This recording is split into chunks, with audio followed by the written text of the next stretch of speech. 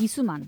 그는 레스토랑을 차려 번 돈으로 서울시 송파구에 엔터테인먼트 회사를 세웠습니다. 회사 이름은 SM, 본인 이니셜에서 따왔죠. 창립 후 처음으로 데뷔시켰던 가수는 현진영. 벌어들인 수익으로 연이어 새로운 가수를 데뷔시켰습니다.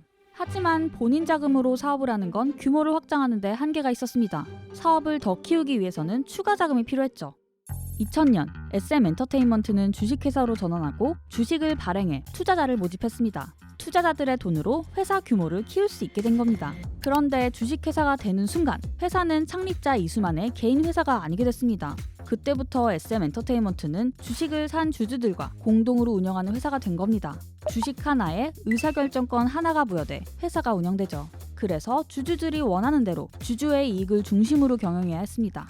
그럼 마음대로 못했냐고요? 아닙니다. 그는 주식 상당수를 본인이 보유해 최대 주주로서 경영권을 지키고 있었고 총괄 프로듀서로서 수많은 K-팝 가수를 선보였습니다. 상장 이후 SM 엔터테인먼트는 그의 뛰어난 감각으로 지속적으로 성장했죠. 하지만 주주들의 불만은 있었습니다. 이수만 전 총괄 프로듀서가 나이도 들고 감각이 영원하리라는 보장도 없고 아티스트 컴백을 기다리는 팬들의 요구를 충족시키지 못한다는 의견도 있었습니다. 또 이수만 전 총괄 프로듀서가 차린 개인 자회사 라이크 기획도 불만을 낳았는데요. 이 회사는 SM 가수들을 프로듀싱해준다는 명목으로 돈을 받았습니다. 매해 매출의 6%, 순이익의 6%가 아닌 매출의 6%라 적자가 나도 라이크 기획은 돈을 챙기는 구조였죠. 한 해 가져간 돈은 200억, 300억에 달했습니다. 이 공고했던 권력을 깨트린 회사가 등장합니다. 행동주의 펀드 회사 얼라인 파트너스. 얼라인 파트너스는 SM 엔터테인먼트 주식 1%를 보유하고 있으면서 다른 소액 주주들에게 주주 권리를 행사해야 한다 행동을 촉구하는 펀드 회사였습니다. 얼라인 파트너스가 소액 주주들에게 의견을 물었더니 돌아온 답은 이수만 프로듀싱에서 물러나라. 결국 그는 주주들 요구에 따라 프로듀싱 일선에서 물러나게 됐고 문제였던 자회사 라이크 기획과 SM 엔터테인먼트의 계약도 종료됐습니다. 회사 내 입지가 좁아진 거죠. 이렇게 끝나는 줄로만 알았는데 카카오가 등장합니다. 카카오가 SM 주식을 대거 보유해 이수만 전 총괄 프로듀서를 이어 2대 주주가 되겠다고 한 거죠. SM 경영진은 두 가지 방법으로 카카오의 주식을 판매하려고 했는데요. 하나는 유상증자, 주식을 추가 상장하기. 두 번째는 전환사채, 카카오가 SM에 돈을 대출해주는 걸 주식으로 전환해주기였습니다. SM 지분을 인수하는 건 카카오에겐 기회였습니다. 카카오가 회사 내 K-팝 가수 라인업을 늘릴 수 있어 글로벌 팬도 흡수하고 웹툰 사업과도 연계하고 공연 사업도 확대할 가능성이 생기는 겁니다. 하지만 카카오의 이런 개입은 이수만 전 총괄 프로듀서의 공고한 경영권이 흔들릴 수 있는 위기였습니다. 그는 카카오가 SM 지분을 인수하는 과정이 경영권 분쟁이라며 문제 삼았죠. 얼마 안 있어 등장한 주인공이 바로 하이브.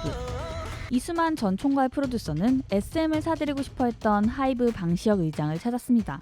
그리고 하이브에 본인 지분이었던 SM 주식 14.8%를 팔아넘깁니다. 카카오가 가질 뻔한 SM, 이에 반대하며 하이브에 넘겨버린 거죠. 하이브는 소액 주주들이 보유한 SM 주식 25%를 추가로 사들이겠다고 발표했습니다. 하이브 목표는 SM 주식의 40%를 보유하는 것. 이렇게 되면 하이브는 아무도 넘볼 수 없는 절대적인 1대 주주가 되는 거죠. SM 경영권을 갖게 되는 건 물론이고요. 하이브의 경쟁력 있는 소속 아티스트, BTS, 세븐틴, 르세라핌, 뉴진스 등의 SM의 30여 년 K-팝 역사와 아티스트가 합쳐지면 하이브는 초대형 K-팝 기획사가 될 것으로 예상됩니다. SM 엔터테인먼트를 두고 벌어진 다툼에 SM 아티스트 팬들은 혼란스럽습니다. 13년차 SM 팬 양지훈 씨는 응원하는 아티스트 샤이니, NCT에 피해가 갈까 우려스럽습니다. 태민이라는 멤버가 번역을 하게 되면은 샤이니 활동과 솔로 활동과 또 슈퍼엠이라는 활동 세 가지를 할 수가 있게 되는데 이게 일이 제대로 진행되기는 할지 굉장히 불안한 마음을 가지는 거는 사실이라고 생각을 해요. SM 엔터테인먼트에서 무한 확장이라는 컨셉으로 나온 NCT에 대한 걱정도 큽니다.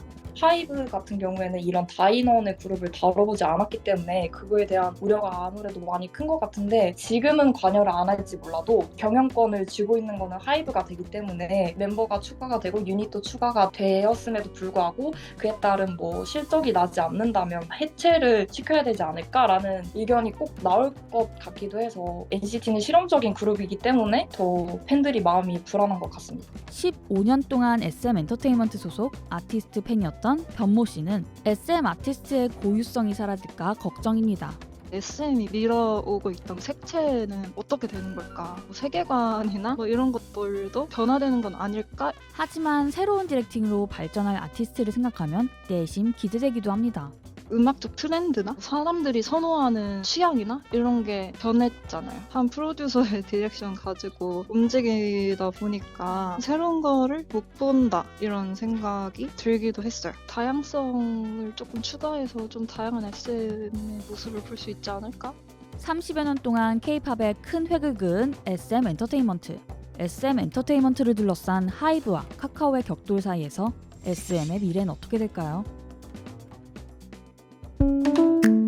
이번 영상을 만든 PD가 추천하는 영상도 보고 가세요.